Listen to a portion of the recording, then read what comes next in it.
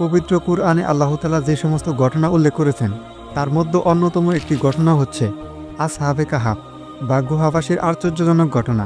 তো আজকে জানবো সেই 7 জন যুবকের 309 বছর ঘুমিয়ে কাটানোর ঘটনা। বন্ধুরা, যারা এখনও আমাদের চ্যানেলে নতুন তারা প্লিজ আমাদের চ্যানেলটি সাবস্ক্রাইব করে পাশে থাকা বেল আইকনটি প্রেস করে দিন। সেই যুগে কোনো এক ঈদের দিন জনগণ মূর্তি পূজার অনুষ্ঠানের জন্য বের হলো। এতে তারা তাদের মূর্তিগুলোর নৈকট্য লাভের জন্য পশু জবাই বা অন্যান্য যা যা করা দরকার তাই করবে। কিন্তু তাদের সম্ভ্রান্ত ও সম্মানিত বংশের একজন যুবক মূর্তি পূজার এই মহড়া কোনো ক্রমেই মেনে নিতে পারছিলেন না। তারা যে সমস্ত কল্পিত মাবুদের উপাসনা করছিল তা দেখে তিনি বিবেকের কাছে থমকে দাঁড়ালেন। সন্দেহ তার মনে ঘুরপাক খাচ্ছিল। তার চিন্তা ও চেতনায় এক নতুন গতির সঞ্চার হলো। তিনি জনসমাবেশ ত্যাগ করে চুপ করে বের হয়ে গেলেন। একটি গাছের নিচে গিয়ে পেরেশান হয়ে বসে রইলেন। কিছুক্ষণ পর তার মতোই আরেকজন যুবক এসে তার সাথে বসে পড়লেন। তার মনেও একই সন্দেহ। এক এক করে 7 জন যুবক এসে একত্রিত হলেন। সকলের মনে প্রশ্ন একটাই, নিজ হাতে গড়া কাঠের ও পাথরের মূর্তি কি করে আমাদের মাবুদ হতে পারে? কল্যাণ অকল্যাণের ক্ষমতাই বা কোথায় পেল তারা? যিনি এই সুন্দর পৃথিবী সৃষ্টি করেছেন, এই আকাশ বাতাস তৈরি করেছেন, যিনি আমাদের জীবন ও মরণের একমাত্র মালিক, তাকে বাদ দিয়ে এগুলোর ইবাদত কি করে সম্ভব? এই 7 জনের মধ্যে কোনো প্রকার রক্তের সম্পর্ক ছিল না, কিন্তু কিছুক্ষণের মধ্যেই ঈমানের বন্ধনে তাদের একজন অন্যজনের সাথে আটকে গেলেন। তারা সকলেই এক বাক্যে পরস্পরের নিকট জাতের লোকদের মূর্তি পূজা ও শিরকের প্রতি মনের সন্দেহের কথা প্রকাশ করলেন। অতঃপর তারা মহাবিশ্বের মাঝে তাদের প্রখর দৃষ্টি ঘুরালেন। এতে তাদের অন্তরসমূহ তাওহীদের আলোয় আলোকিত হয়ে উঠল এবং আল্লাহর মনোনীত দিনের সন্ধান পেয়ে তাদের আত্মা এক অনাবিল প্রশান্তি লাভ করল। তারা সকলেই ঈমান গোপন রাখার উপর একমত হলেন, কারণ তাদের বাদশা ছিল মূর্তিপূজক মুশরিক, যে তার প্রজাদেরকে শিরক করতে বাধ্য করত। তারা সমাজের অন্যান্য লোকদের সাথে বসবাস করতে থাকলেন, কিন্তু তাদের প্রত্যেকেই যখন একাকী হন তখন আল্লাহর ইবাদতের দিকে মনোনিবেশ করেন। কোনো এক রাতে তারা যখন একত্রিত হলেন তখন তাদের একজন নিচু আওয়াজে এবং পূর্ণ সতর্কতার সাথে বললেন, হে আমার বন্ধুগণ, গতকাল আমি একটি খবর শুনেছি। এটি যদি সত্য হয় তাহলে অচিরেই আমাদেরকে আমাদের দিন থেকে ফিরিয়ে রাখা হতে পারে, অথবা আমাদের জীবন নাশ হতে পারে। আমি শুনলাম আমাদের ব্যাপারটি এখন বাদশাহর কাছে গোপন নয়। আমাদের দিন ও আকীদাহর বিষয়টি এখন তার কাছে অস্পষ্ট নয়। যেই দিনকে আমরা হৃদয়ে গেঁথে নিয়েছি এবং যা আমাদের চিন্তা চেতনার অবিচ্ছেদ্য অংশে পরিণত হয়েছে তা এখন বিপন্ন হওয়ার পথে। সুতরাং তোমরা চিন্তা করো এবং তোমাদের সিদ্ধান্ত তোমরাই গ্রহণ করো। দ্বিতীয়জন বললেন, খবরটি আমিও শুনেছি, তবে তা মুনাফিক ও অজ্ঞদের অপপ্রচার মনে করে উড়িয়ে দিয়েছি। পরক্ষণেই খবরটি সত্যতা প্রমাণিত হলো। আমরা আমাদের দিনের উপর অবিচল থাকব। যে বিপদে আসুক না কেন তা মাথা পেতে নিব। আল্লাহর সত্য দিনকে জানার পর কোনোভাবেই পূর্বে সেই মূর্তি পূজার দিকে ফেরত যাব না। গুজব এখন সত্যে পরিণত হলো। বাদশাহ তাদের খবরটি জেনে ফেলল। তাদের ঘর থেকে বের করে বাদশাহর দরবারে হাজির করা হলো। বাদশাহ বললেন, তোমরা তোমাদের ব্যাপারটি গোপন রাখতে চেষ্টা করেছ, কিন্তু সফল হতে পারোনি। আমি জানতে পেরেছি যে তোমরা বাদশাহ এবং তার প্রজাদের ধর্ম ত্যাগ করেছ। তোমরা এমন এক নতুন ধর্মে প্রবেশ করেছ যে সম্পর্কে আমি জানি না। কোথা থেকে তা তোমাদের আসলো? আমি তোমাদেরকে কখনোই এভাবে ছেড়ে দিব না। আমি জানি তোমরা সম্ভ্রান্ত বংশের লোক, তাই অন্যরা তোমাদের কারণে বিভ্রান্ত হতে পারে। এমন আশঙ্কা যদি না থাকতো তাহলে তোমাদেরকে বাধা প্রদান করতাম না। যাই হোক, আমি তোমাদের ব্যাপারে তাড়াহুড়া করতে চাচ্ছি না। তোমরা চিন্তা করো, হয় তোমরা আমার ধর্মে ফেরত আসবে, অন্যথায় তোমাদের মাথাগুলো দেহ থেকে বিচ্ছিন্ন হবে। কিন্তু তাদের অন্তরগুলোকে আল্লাহ মজবুত করে দিলেন, ঈমানকে শক্তিশালী করে দিলেন। তারা বললেন, হে বাদশাহ, আমরা এই দিনে কারো অন্ধ অনুসরণ করে প্রবেশ করিনি, বাধ্য হয়েও নয় এবং অজ্ঞতাবশও নয়। আমাদের সুস্থ বিবেক ও ফিতরাত আমাদেরকে ডাক দিয়েছে, আমরা সেই ডাকে সাড়া দিয়েছি। বিবেক আমাদেরকে আলোকিত করেছে, তার আলোতেই আমরা চলছি। আল্লাহ এক ও অদ্বিতীয়, তার কোনো শরিক নেই। আমরা তাকে ছাড়া আর কাউকেই ডাকব না। আর আমাদের জাতির লোকেরা অন্ধ হয়ে অন্যের তাকলিদ করে মূর্তি পূজা করছে, যে ব্যাপারে তাদের কোনো দলিল প্রমাণ নেই। এই হলো আমাদের শেষ কথা। এখন আপনি যা খুশি করতে পারেন। এরপর বাদশাহ বলল, এবার যাও, আগামীকাল অবশ্যই আসবে, আমি তোমাদের ব্যাপারে ফয়সালা প্রদান করব। তারা ফিরে এসে পরামর্শ করতে লাগলেন এবং প্রত্যেকেই স্বীয় মতের চাকা ঘোরাতে লাগলেন। তাদের একজন বললেন, বাদশাহ যেহেতু আমাদের ব্যাপারটি জেনেই ফেলেছে, তাই তার ধমকি ও হুমকির মধ্য থেকে আমাদের কোনো লাভ নেই। আমরা ওই গুহার দিকে দিন নিয়ে পালিয়ে যাব। যদিও তা হবে এই প্রশস্ত দেশের তুলনায় খুব অন্ধকার ও সংকীর্ণ, কিন্তু আমরা সেখানে প্রশস্ত মনে এক আল্লাহর ইবাদত করতে পারবো, যা আমরা এই বিশাল রাজ্যে করতে পারছি না। এমন দেশে আমাদের বসবাস করাতে কোনো কল্যাণ নেই, যেখানে আমরা নিরাপদে আমাদের আকীদা বিশ্বাস অনুযায়ী দিন পালন করতে পারবো না। এমন দেশে আমাদের বসবাস করা ঠিক হবে না। যেখানে আমাদের সঠিক বিশ্বাসের বিরুদ্ধে অন্য একটি বাতিল মত চাপিয়ে দেওয়া হচ্ছে। সুতরাং সকলে এই কথায় একমত হয়ে গেলেন। তারা সফর সামগ্রী তৈরি করে নিজ দেশ ছেড়ে এক অজানা পথের উদ্দেশ্যে দিন নিয়ে হিজরত শুরু করলেন। পথে একটি কুকুর তাদের সাথী হয়ে গেল। একই পথে চলতে লাগলো, তাদের সাথে ভালোবাসার বন্ধনে আটকে গেল এবং তাদের প্রহরী হওয়ার দায়িত্ব পালনে নিজেকে নিজেই মনোনীত করল। ভালোকে ভালোবাসলে এবং সৎ লোকের সহচর্যে গেলে আল্লাহর প্রিয় হওয়া যায়। এই প্রাণীটি হয়তোবা তা অনুধাবন করতে সক্ষম হয়েছিল। পথ চলতে চলতে এক সময় তারা গুহায় পৌঁছে গেলেন। হয়তোবা সেখানে তারা আল্লাহর রিজিক থেকে ফল ফলাদি পেয়ে গেলেন এবং ঝর্ণার পরিচ্ছন্ন মিষ্টি পানি পান করলেন। দীর্ঘ পথ চলার পর সফরের ক্লান্তি দূর করার জন্য পরিশ্রান্ত শরীর নিয়ে সেখানে তারা সামান্য বিশ্রামের নিয়তে গুহার মধ্যকার জমিনে মাথা রেখে শুয়ে পড়লেন। শুয়ে পড়ার সাথে সাথে হালকা ঘুম অনুভব করলেন এবং হালকা ঘুমের পথ ধরেই গভীর নিদ্রা চলে আসলো। পরের দিন নির্দিষ্ট সময় বাদশাহর দরবারে হাজির না হওয়াতে তার লোকেরা তাদের অনুসন্ধানে বের হলো। এমনকি তারা সেই গুহার দরজা পর্যন্ত পৌঁছে গেল। কিন্তু হিজরতের পথে মক্কার মুশরিকরা রাসূল সাল্লাল্লাহু আলাইহি ওয়াসাল্লাম ও আবু বকরের সন্ধানে বের হয়ে গাড়ে সাওয়ার পর্যন্ত পৌঁছে গিয়েও যেভাবে অন্ধ হয়ে গিয়েছিল, আল্লাহ তাআলা সেভাবেই তাদেরকে অন্ধ করে দিলেন। এখানে ঘটে গেল আল্লাহ তাআলার এক বিস্ময়কর ঘটনা। দিনের পর আসে রাত, রাতের পর দিন, পার হয়ে গেল বছরের পর বছর। গভীর নির্দা তাদেরকে আচ্ছন্ন করে আছে। বাহিরের কর্মব্যস্ত জীবনের সাথে তাদের কোনো সম্পর্ক নেই। আকাশের বিজলির গর্জন, বাতাসের প্রচণ্ডতা এবং পৃথিবীর কোনো ঘটনায় তাদের ঘুমের ব্যাঘাত ঘটাতে পারেনি।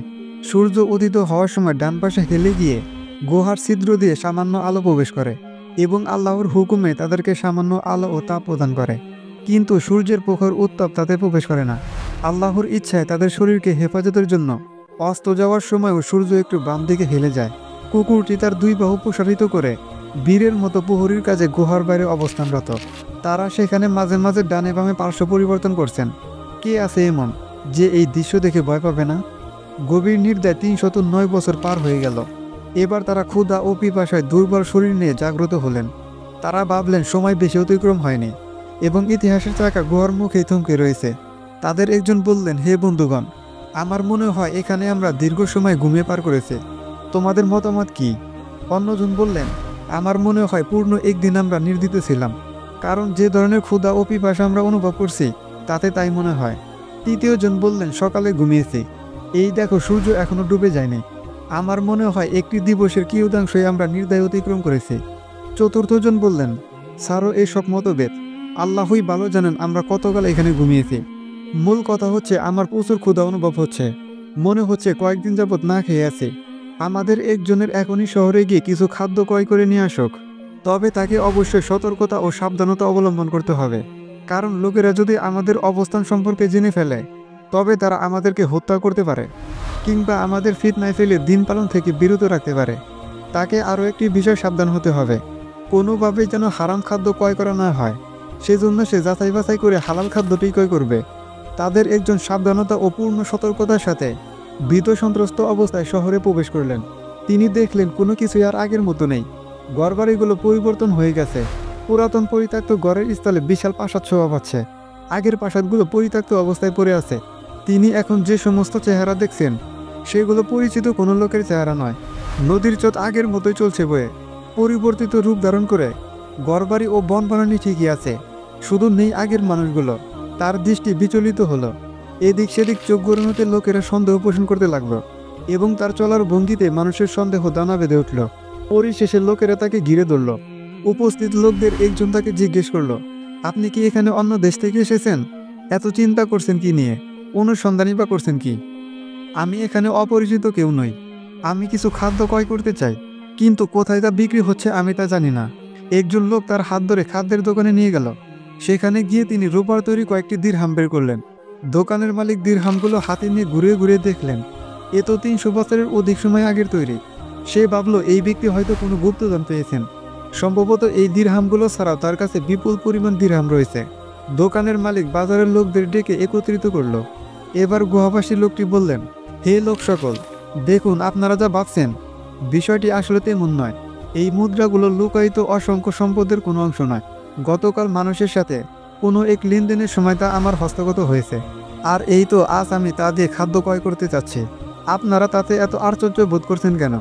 এর কোনো কারণ তো আমি খুঁজে পাচ্ছি না, এবং কেনই বা সন্দেহের উপর নির্ভর করে আমার বিরুদ্ধে গুপ্তধন পাওয়ার এবং তা লুকিয়ে রাখার অপবাদ দিচ্ছেন। এই কথা বলে তাদের ব্যাপারটি মানুষের কাছে প্রকাশিত হয়ে যাওয়ার ভয়ে তিনি স্থান ত্যাগ করতে চাইলেন, কিন্তু লোকেরা তাকে কিছুতেই ছেড়ে দিতে রাজি হলো না। বীর ভেঙে দিয়ে কিছু লোক একাকী তার সাথে নম্র ভাষায় কথা বলতে লাগলো। কথাবার্তার এক পর্যায়ে তারা জানতে পারলেন যে তিনি হচ্ছেন 309 বছর পূর্বে জালেম ও কাফের বাদশাহ পাকড়াও থেকে পলায়নকারী সম্ভ্রান্ত বংশের 7 জন যুবকের একজন। তখন তারা আরও আশ্চর্যান্বিত হলো।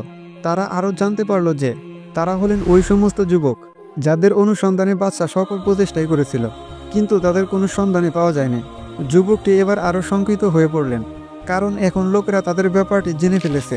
তাই তিনি নিজের ও তার সাথীদের জীবন নাশের ভয় পালাতে উদ্যত হলেন। লোকদের মধ্য হতে একজন বলল, হে ভাই, তুমি ভয় করো না। তুমি যে জালেম বাদশাহর ভয় করছো সে তো প্রায় 300 বছর আগেই ধ্বংস হয়েছে। এখন যিনি এই রাজ্যের বাদশাহ তিনি আপনি ও আপনার সাথীদের মতোই একজন মুমিন বান্দা। এবার বলুন আপনার অন্যান্য সাথীগণ কোথায়? যুবকটি এবার আসল ঘটনা জানতে পারলেন। ইতিহাসের সেই দীর্ঘ দূরত্ব তিনি উপলব্ধি করতে পারলেন, যা তাকে মানব সমাজ থেকে আলাদা করে রেখেছে। তিনি বুঝতে পারলেন এখন তিনি মানুষের মাঝে চলমান একটি ছায়া ব্যতীত আর কিছুই নন। এরপর তিনি লোকদের উদ্দেশ্যে বললেন, আমাকে গুহার অভ্যন্তরে বন্ধুদের কাছে যেতে দাও। আমি তাদেরকে আমারও আপনাদের অবস্থা সম্পর্কে সংবাদ দেব। তারা দীর্ঘক্ষণ যাবৎ আমার অপেক্ষায় আছেন। আমার আশঙ্কা হচ্ছে তারা আমার ব্যাপারে চিন্তিত আছেন। তখনকার বাদশাহ তাদের খবরটি জেনে ফেললেন। তিনি গুহাবাসীদের সাথে সাক্ষাৎ করার জন্য ব্যাকুল হয়ে উঠলেন এবং দ্রুত গুহার দিকে চলে আসলেন। তিনি তাদেরকে উজ্জ্বল চেহারায় জীবিত অবস্থায় দেখতে পেলেন। তাদের সাথে মুসাফা ও আলিঙ্গন করলেন। তিনি তাদেরকে রাজপ্রাসাদে আহ্বান জানালেন এবং তথায় স্থায়ীভাবে বসবাসের আমন্ত্রণ জানালেন। কিন্তু তারা সাফ জানিয়ে দিলেন, নতুনভাবে জীবনযাপনে আমাদের কোনো আগ্রহ নেই। আমাদের ঘরবাড়িগুলো বিলীন হয়ে গেছে। পিতা মাতা ও সন্তান সন্ততিদের কেউ জীবিত নেই এবং আমাদের মাঝে এবং স্বাভাবিক জীবনযাপনের মাঝে দীর্ঘদিন যাবৎ কোনো যোগসূত্রও নেই। সুতরাং এই পার্থিব জীবনের দিকে ফিরে গিয়ে আর লাভ কি?